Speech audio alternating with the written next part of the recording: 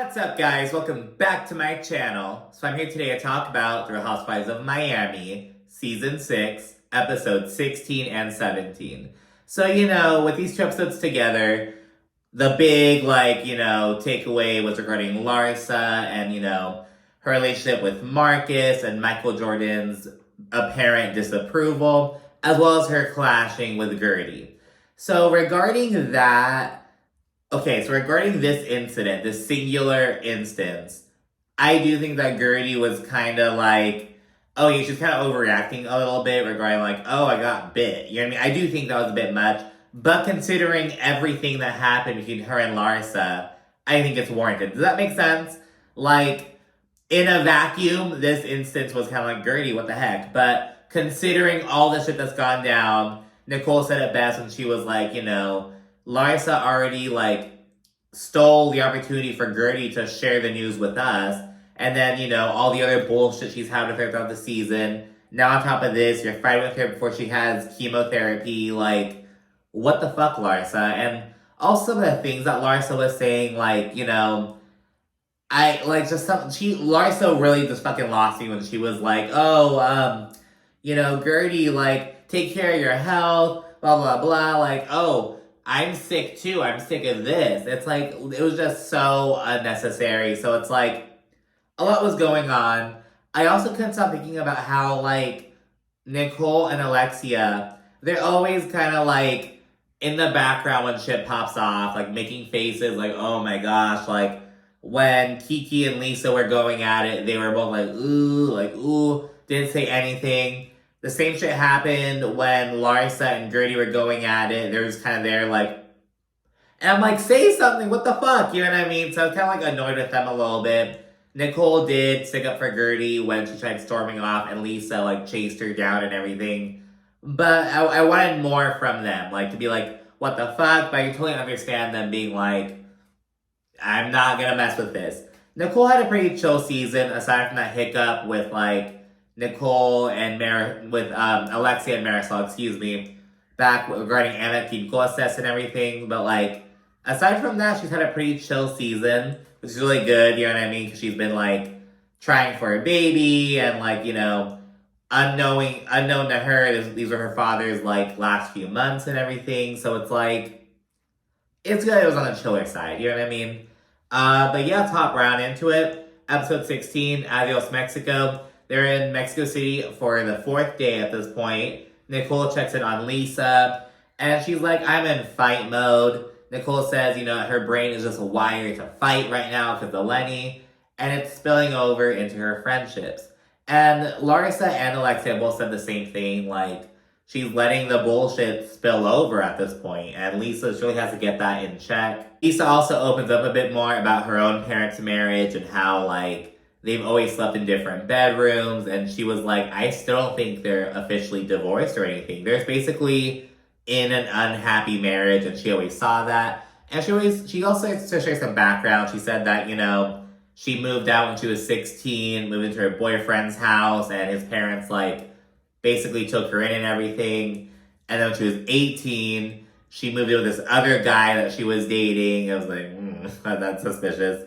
And she's always been taken care of essentially, and she's never had to do it on her own. And so it's yeah, you know what I mean, that it's because Lenny is showing the dark side to that lifestyle. I want to be taken care of. That's all great and dandy, but when they want to fucking fuck you over, mistreat you, they're essentially able to do so because they're taking care of you. Know what I mean?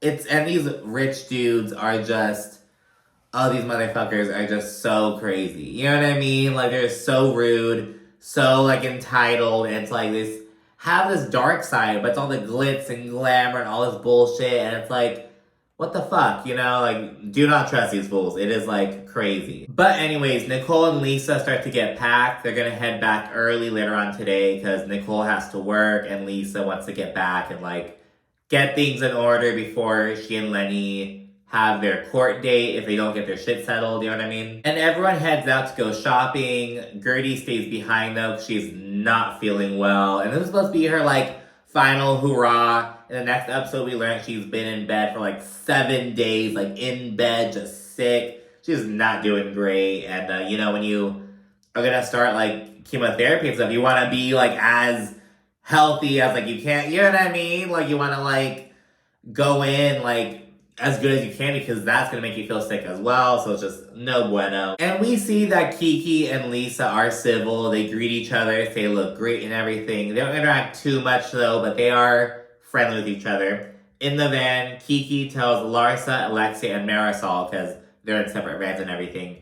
She says that she wants Lisa to be more like involved and ask her questions. And Alexia's kind of like, oh, well, good luck with that. We've known her for 13 years. It's all about Lisa. And Marisol's like, yeah, I was just telling her about my vow renewal in Scotland. And Marisol's been talking about this for a little bit. She's really excited about it. It's, you know, it seems really cool and fun. Marisol is half Cuban and half Irish. So, like, she's from Miami, so it's, like, really close to the Cuban side. But now she's, like, going to Scotland. And Scotland and Ireland are totally different. But it's, like, you know, going to that area, it seems really just, like, cool. You know what I mean? It's just, like, to tap into that a little bit. So she's really excited about going. And she's talking about it a little bit, and she's talking to Lisa about it, and she's like, wait, who are we talking about again? It's like, Lisa, what the fuck? Like, she's so lost in her own mind, in her own head. And on the one hand, kind of, well, she's going through a lot right now, but apparently it sounds like Lisa's always been like this, so who the fuck knows? Alexia said Lisa's only about Lisa. I'm sure it'll come up at the reunion. They go shopping, and then Lisa does not know a lick of Spanish. She's like, oh, where's stuff for the kids, like the babies? And she's like, I don't know how to say it. It's like, niños, bebés, you know what I mean? It's kind of like, you don't know a lick. And granted, you know, I'm from like the border area. I'm like mostly Mexican. It's like, I don't speak Spanish that well. But it's like, girl, like you don't pick up any words? None? Like, girl, you know what I mean? Like, none? You don't know anything? It was just crazy. You live in Miami, bitch. You lived in Miami for years. Like, what? It was crazy to me. Kiki then tries a cooked cricket before she approaches Lisa. And she acknowledges that she went low while they were arguing. And then Lisa's like, we're both guilty of that. And she basically takes accountability for, you know, how she fucked up. She's like, you know, I said to you that I couldn't fix your childhood trauma. And I was telling you to shut the fuck up, and that was just so wrong, and I apologize. And she says that, you know, she's just like fighting more than she's ever had to fight in her life, and she's just tired of fighting. It's spilling over into her friendships, and that's really, so she's kind of like aware of that now, it seems. Kiki really empathizes with Lisa. She's like, you know, I was in a really bad breakup as well. Like, you know what I mean? It's like, you know, we can just support each other. And so they hug and they agree to move on. Nicole and Lisa then head out early before everyone else goes back to prep for the birthday event to celebrate Kiki and Julia. Guerdy is still super sick. She's missing out on that. We learn of Marisol and Kiki's dildo plan. They like have a piñata and they're stuffing it full of dildos, probably. It's just a little, you know, bachelorette kind of vibe. Larsa discusses her tequila as they're going to be doing a tasting at the party. She says that her father actually approached her 10 years ago with the idea. Because I guess he has a friend who has a distillery in Jalisco, and he was like, hey, we can take advantage of this. But Larsa was like super busy at the time, but now she's like all in. Everyone then heads out. In the confessional, Alexia, she like acknowledges her support for Larsa, and she says, you know, I just didn't like the way that she brought it up. Then we get a flashback to when they were going at it, and it was basically because Alexia felt like Larsa was like basically trying to downplay everyone else, being, oh, I'm working so hard, blah, blah, blah. And just, you know, because Larsa was throwing digs, oh, I don't have a Todd, blah, blah, blah. So, you know, I kind of get the iciness, but Alexia is just like, she kind of takes it a little bit further than I thought she should a little bit. At the restaurant, everyone tries Larsa's tequila, except for Marisol. And she explains that she is more of a vodka person, and I totally get that, because I don't fuck with dark liquor, to be honest. Well, except like Jaeger, but that doesn't really count as like a dark liquor. I used to fuck with Jaeger back in college. But anyways, I'm more of like a vodka or a white rum person. I don't fuck with tequila though, so vodka was my thing. I haven't drank since August, but when I did drink, like shots of vodka with like a chaser, usually like a Coke or something. That was like my go-to. And I would just do the shots because it was like sometimes some bartenders just make drinks so fucking strong, and it's like, I can't drink this. I cannot, like, what the fuck? You know what I mean? So that was kind of why that happened. I also had someone like Marisol. She ordered, a vodka with cranberry and a little bit of orange. And I've ordered that exact drink at a bar before, and the bitch was like, "You want all of that?" And she put like so little vodka, and it was like a bunch of orange and cranberry, and it was like, what the fuck is? It was like, you're supposed to like ratio that shit out. You know, I don't know. That's why I was like, you know what? I'd rather just like take the fucking punch to the face with the vodka shot, and then like be cradled by the sweet serenity of the fucking chaser. You know what I mean? Rather than have some undrinkable mixed drink. That was my approach at the time, but I'm not drinking right now. I'm smoking weed though, but that's a whole different story. But yeah, after the tasting, Larsa acknowledges how, she was butting heads with Alexia, but Alexia is just not having it. She's like, I wasn't butting heads. You were butting heads with me. I wasn't butting heads with you. Just being a fucking stubborn ass. And then Larsa's like, no, but I just want you to support me because I just worked super hard on this. And Alexia's like, we all work very hard. And I'm like, Alexia, like, that's not the point. That's not what she's saying. You know what I mean? But it's like, okay, girl. So then they do a toast, and they're like, oh, to Larsa's tequila. And Alexia's like, to Alexia and Frankie's beauty bar, to Adriana's singing career, to, like, just making this whole thing. And it's like, that's not what this is about. You know what I mean? I was like, just celebrate Larsa. Like, it seems kind of like insecure almost. Though I will add, how hard did Larsa really work on this? We haven't really seen her discuss this at any point. Allegedly, her dad approached her with the idea 2.5 years ago. We've heard about this in season 4, season 5. We haven't heard about shit until this season. And even then, it wasn't like a storyline. You know what I mean? It was kind of just something that happened. You know what I mean? Maybe they cut it out.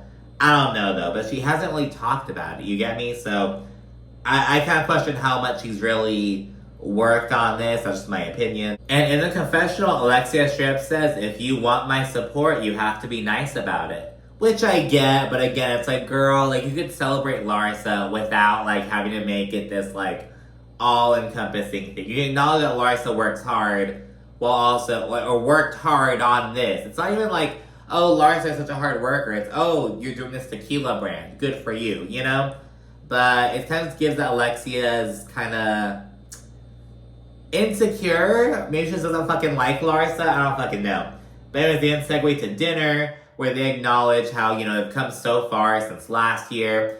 They actually celebrated Julia and Kiki's birthday last year in the Bahamas, but, like, they had to be at different tables. Adriana was public enemy number 1. It was just, like, no bueno. But they've come a long way since last year. Larsa initiates a game where they're like, oh, if you could take one thing from someone at this table, what would it be? Like, oh, I just love Kiki's energy. I just love, this person. Like, it's kind of like their traits and whatnot.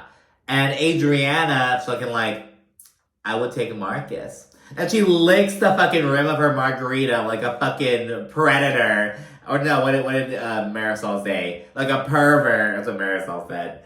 But yeah, it was like, oh my god. And at that point, Julia asks, oh, Larsa, what does Michael Jordan think of your relationship with Marcus? Like, does he approve?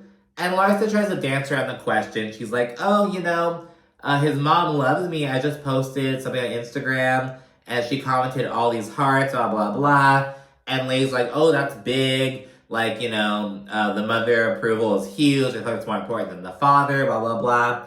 But Julia does not let up. She's like, and Michael Jordan and the dad, what does he think? And Larsa says that Michael Jordan is cool with the relationship. She kind of leaves it, just kind of briefly answers it like that. Then dinner ends with a piñata full of dildos for everyone. And the women all reflect on how great this trip was. And, I think that because, we've seen a lot of women go down to Mexico. They usually go to, like, Puerto Vallarta or, like, other, like, these kind of resort places. But the Miami ladies went to Mexico City, went to the city. So, that's kind of different. They brought the fun vibe. It's really about the energy that you bring. So it's like, good on them. We finally got like a good Mexico trip, you know what I mean? And not some bullshit on like a beach, But yeah, then back in Miami, Alexia gives a Des Moines Foundation update. Frankie's making a lot of great progress. She's just trying to adjust and like give him some more independence and step back. And this foundation seems really good with helping Alexia set that boundary. They're like, hey, when Frankie starts working, you can't check in on. You're not gonna get a report card or anything. Alexia's like, I can go check in on him. I can go see him at work. And they're like, if I hear you going in there, you're gonna be in trouble. And they're like, hey, don't get down with him when he comes here for his like sessions. He gets distracted. You want to say bye to, because and I totally get it. You know what I mean? But it's like he's getting older and she has to give him that more independence. And the finale, we see him like take an Uber on his own. He does have like a cameraman in there with him. It was so funny. He kind of broke the fourth wall. He was like, oh, thanks, man. He gives him a fist bump.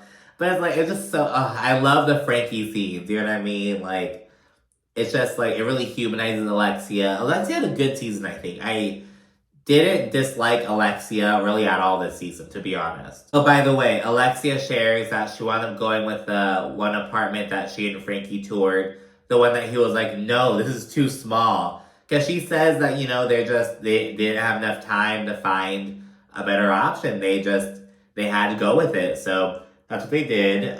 Lisa then says that Lenny signed the paperwork and that they did not have to go to court. So they're both really happy about that. He agreed to build a waterfront house for her and the kids. And coincidentally, Lenny chose the same house plans that Jody actually designed. So Jody was planning on rebuilding back during COVID. He made these designs, but he wound up deciding to just remodel instead. So the plans were put on a website with his designer, and Lenny went to that site and just selected that house. And it was he had if Jody was the real really designed it, it should say it was by him. Maybe by Jody designed it, it means Jody worked with this designer to do it, so that oh, these are some vacant plans that were abandoned. Yeah, I don't know, but it was kind of weird. I kind of question did Lenny really go blindly, coincidentally choose this? I don't know. Maybe it was a plan. You want to be with him? Get the fucking house he built you. Whatever. So I kind of see that. I don't know. I can totally see Lenny being petty like that. Lisa and Lenny said they have not finalized their division of marital assets or their parenting plan yet, though. And even though Lenny works like a motherfucker, I bet, he's gonna go for primary custody. I totally bet, just to fucking fuck with Lisa and upset her. I totally bet that. Nicole and her father, they're gonna go to lunch so she can meet his girlfriend, Isis, or Isis. And I learned this back in elementary school. So the name Iris, that would be they have a similar name down in Spanish, but it's Iris. It's the exact same spelling, but the pronunciation is just different. So it's Isis. She's 38 years old, just the same age as Nicole. Nicole speaks on the role reversal, how she feels like a fucking father, and you're trying to ask my teenage daughter out. I have to ask all these questions. She kind of feels like there's that role reversal kind of aspect. Nicole's father says, oh, well, I'm either going to have a baby with her or with someone else, but I'm having a baby. So there's that. But the meetup does go well ultimately, and I'm really glad that, Nicole is taking these steps with her father, because he did pass away unexpectedly. But, look at this. He's enjoying, a lot of the woman he loves, allegedly, and his daughter. Is so funny because he avoided the question about whether they're exclusive or not. He's like, I love this woman. He didn't say he loves her. He said, oh, this is a woman who comes around once in a lifetime. I'll marry her today. It's but are you exclusive? That's the question. You know what I mean? So he's avoiding that. But yeah, it goes well. Good for them. Moving along, we learn about a new business pursuit that Julia and Alexia are doing. So Julia mentioned that, back in Russia, she used to pick apples and raspberries for her grandmother to make into jams. And apparently Alexia had a similar experience, but with guavas. And so they decided to team up and make a guava jam. And Julia's all gung-ho about it because she's I want to learn how to utilize her resources. You can grow guavas down in fucking Miami a lot easier than you could apples and fucking raspberries, I'd assume. It's more tropical. So she's leaning into that, and so they're doing all that shit. While on about together, Adriana FaceTimes them, and she brings up Michael Jordan's comment about Larsa and Marcus. And, he just said, he didn't approve the relationship. Adriana is delivering this news with a big, nasty, shit-eating grin on her fucking face. And ladies, I'll give her a rundown the confessional and everything. Just just reading all the articles. Some of them have their fucking reading glasses on and shit. I love when they have to put their reading glasses on in confessionals. Cause they're all fucking glam. Then they're like, what does this say? It's just kind of a funny transition. And Julia points out that she just asked Larsa about this exact situation down in Mexico. She's like, is she lying to us or is she lying to herself? Like, what the fuck's going on? And the last scene is Kiki, Larsa, and Adriana all linking up to play pickleball. Apparently it's padel, but that's different, I guess. Pickleball is the fastest growing sport in America right now, mostly among older people, but it's a thing we saw in Potomac as well. Have you played pickleball or anything? I haven't. Afterwards, Larsa discusses all the flowers that Marcus apparently got her. She says he gave her a note saying, oh, you're a wonderful mother, and you'd be a great wife, blah, blah, blah. So she brings Marcus up, and this prompts Adriana and Kiki to bring up, the video about Michael Jordan. And Larsa tries playing fucking dumb about it, but they're like, no, this video. And Larsa insists that Michael Jordan was just kidding, that he was laughing around and joking. Though, Kiki and Adriana have their doubts. They're kind of like, girl, what the fuck? But Larsa's like, no, it's fine, it's fine. But they continue asking some questions. And as they pry, Larsa says that's embarrassing and she shouldn't feel put on the spot by her friends. And between Larsa not wanting to go into detail about, what Michael Jordan thinks of their relationship, to Kyle not being super forthcoming about just how bad she and Mauricio really are, essentially. Robin hiding the shit about she and Juan. It's interesting. But anyways, that's where episode 16 ends. And episode 17, Havana Nights, kicks off with Larsa venting to Marcus about feeling interrogated by Kiki and Adriana. They hop on their podcast and discuss it, because of course they're gonna fucking try to lure in some fucking listeners with that. And Marcus said that he found it funny, though Larsa was fucking, mortified. And Larsa's kind of like, I want you to talk about it. That's your dad, I want you to address it, which I kind of get. Guerdy then meets up with Nicole, and she mentions how she's been in bed for 7 days, just sick as a dog, just the Mexico trip just turned into a fucking nightmare, and she was just so fucking out of it. Nicole discusses trying to get pregnant before they segue to, how Guerdy has 3 months of chemotherapy and 1 month of radiation. I think it's once every 3 weeks, I believe. After this little update, Guerdy mentions how Larsa did an interview, and she was asked about the Mexico City trip. And apparently during this interview, the first thing Larsa said was, someone bit me. And that was Guerdy on the fucking Xochimilco gondola ride. And Guerdy was kind of like, what the fuck? Why are you making this whole thing out of the whole trip? Why are you mentioning that? Which I do kind of get. But it's why is that a big deal? You know what I mean? It's you did bite her. It's I don't know. Guerdy thinks it's just being it's just being blown out of proportion, essentially. And Guerdy's like, you have bigger things to worry about. Michael Jordan doesn't like you, baby. It's oh my god, Guerdy. Alexia then does some unpacking with Peter at the new place, which is the small condo that she didn't want. And she talks to him about taking care of Frankie in the event that she passes away. She's like, your father legally cannot do it because of his situation, blah, blah, blah. And, talk about that. And Alexia says that Peter's a great son and a great brother. She actually mentioned that regarding the thing about sending him alone in an Uber, Peter got super pissed off about that. Because he's like, you have the means to get him a driver. Why'd you put him in an Uber? Why?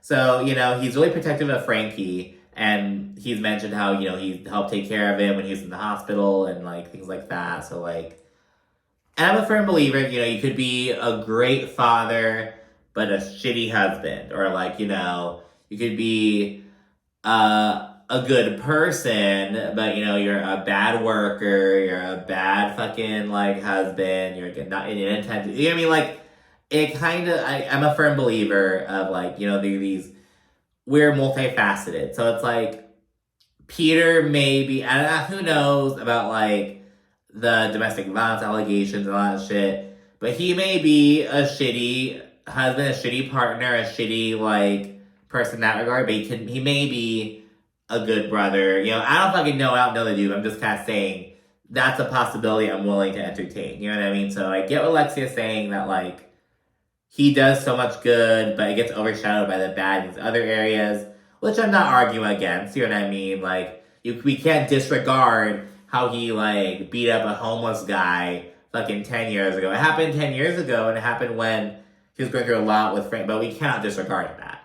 You know what I mean? Like, he may have questionable fucking character, but he may be a good-ass fucking brother. You know what I mean? There's some awful people in the world who are good fathers. There's some good people in the world who are just shitty fathers. There are people who are good wives, but bad mothers, and vice versa. It's just like, you know what I mean? And like I said earlier, we're finally getting some background on Lisa, and this continues right now, because she flew down her mother and her aunt down from Canada to watch the kids while she enjoyed to go on vacation. So she's with them at home, and she shares that, you know, they grew up super poor in Seaford Town, Jamaica. And I looked it up, and apparently Seaford Town is where a lot of, like, German settlers wound up living and everything. So that kind of explains, like, you know, her family's from Jamaica. It's because they moved there from, like, Europe at one, you know what I mean, all that shit. So she shares that. Lisa herself is from Canada and everything.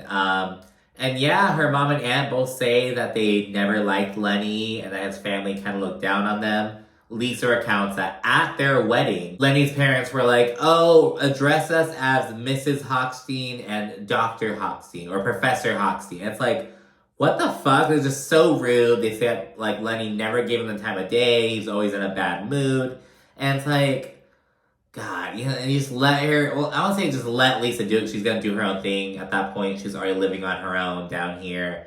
Like, had no family here or anything. But it's like, God. They mentioned that, you know, the family back in Canada, like, how's Lisa? Oh my God, like, how's Lisa doing? Like, because they see her in the news and everything. No one's down here. And it's just like, they're worried about her. Julia then has Adriana over to her farm. And she mentions how she's hoping to, like, really fix it up real nice. That way she can convince Martina to spend about half their time there. And then she can, like, wake up, be with the animals and whatnot. It's like, that's what Julia's goal is right now.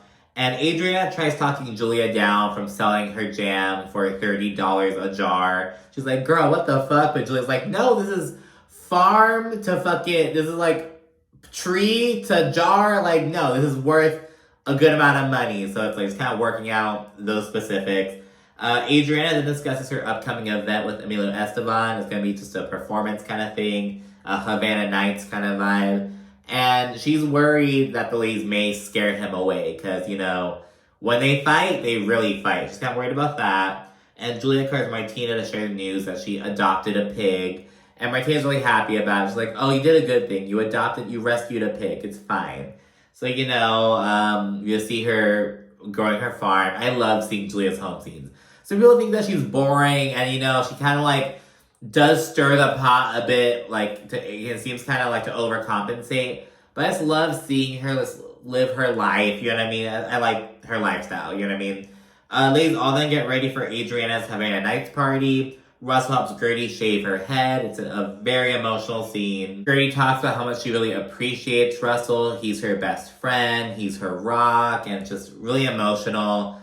In the confessional, so she's been wearing her wigs in the confessional, then she takes her wig off and she dons her shaved head for the first time, like, in the confessional, and just rocks that look. And this is a really emotional scene as they're all just getting ready and whatnot. Adriana does rehearsal before Marisol calls her to wish her luck, because she's already off on her little European vacation. And she says that Adriana's a motherfucker, but she loves her, you know what I mean? This was a nice bow to the season, I felt. Ladies all then begin rolling up to the event, and Guerdy says that she is tired of Larsa and her clickbait crap. And, Kiki and Lisa are playing nice as well, I should know. Anna Quincoces is there as well, because, she's Adriana's friend, but Alexia's kind of like, whatever, girl. Marisol's not here. I'm just not going to interact with the bitch, whatever. And no one really talks to Anna that much except for, Nicole and Adriana, so it's like, whatever. And Larsa's there at the party, and she brings up Marcus.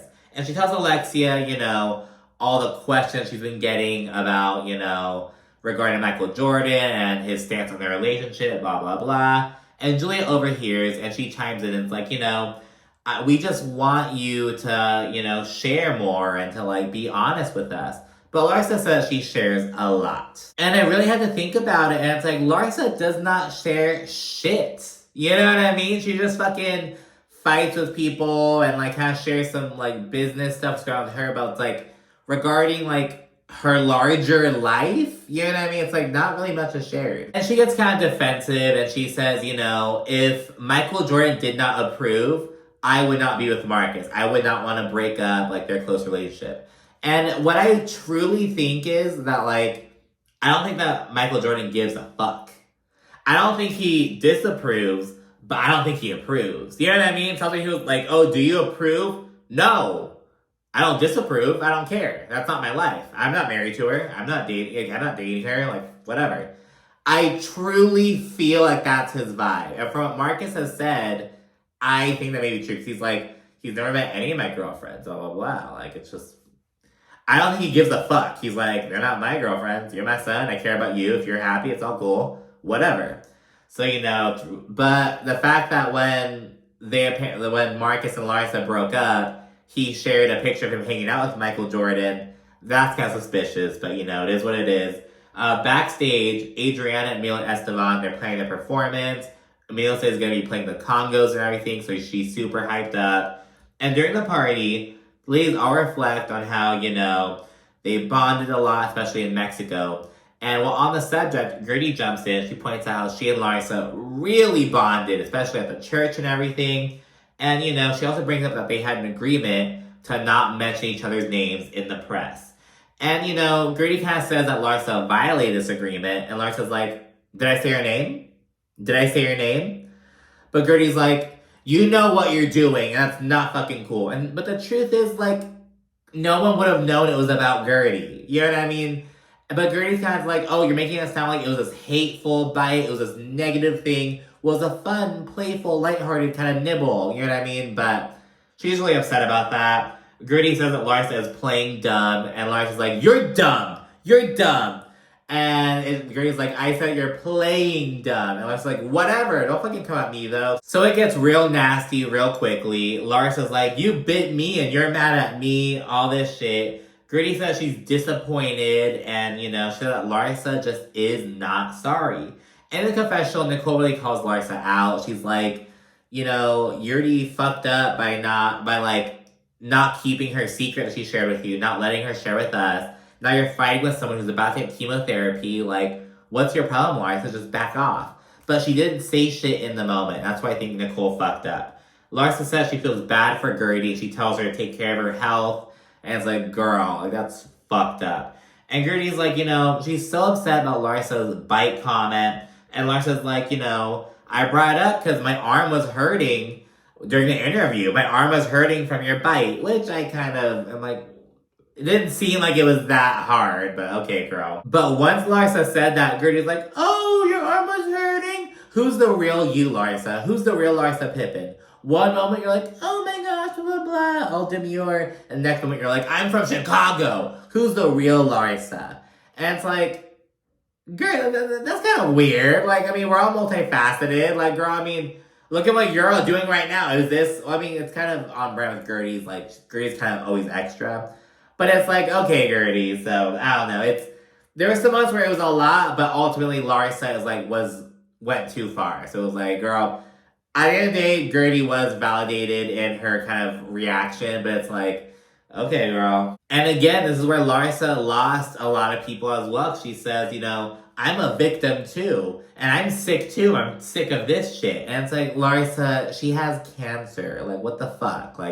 Not cool at all. Lisa then fucking floats into the conversation, gets brought to speed. and she tries to interject with her opinion. But Guerdy calls her out for trying to defend Larsa and all this shit. And Larsa tries addressing Guerdy again. And this turns into this brutal back and forth. Guerdy tells Larsa, shut your mouth. And Larsa's like, you shut your fucking mouth. And then Guerdy said Larsa's disgusting. And Larsa's like, you're disgusting, just like your face. Something like that. Which is like, you're attacking her looks when she just shaved her head. Like, just so not cool. You know what I mean? That's why it's like, ugh. And as this goes on, Nicole and Alexi just look at each other like, it's like, what the fuck are you, like, oh my god, as they're just screaming and all this shit. Lisa's like, stop it, all this stuff. Guerdy says, oh, I'm starting chemotherapy tomorrow, and this is what's going on. Larsa says she's sorry, and Julia's like, Larsa, stop, just listen, just shut your mouth and listen to Guerdy. And at that point, Guerdy rips off her wig, and she's like, this is what I did today. And so she, shaved her head, and she says that no one will be doing what Larsa is doing. And Guerdy said Larsa doesn't know how to be a friend, but Larsa's like, you're wrong, Guerdy, that's where I'm gonna leave it, you're wrong. And it's like, yes, Larsa, just shut up, like, just leave it, just shut up. Russell then barges in, and he's like, what are you doing with this? What are you doing with that, Guerdy? Like, just kind of like, what the fuck are you doing, Guerdy? Like, just get up, what the fuck? Like, just get away from this bullshit. Like, stop entertaining this bullshit, essentially. And Larsa's like, yeah, Russell, take your wife away, take your wife. And Russell's like, be respectful, Larsa. Larsa, be respectful. It was that kind of moment.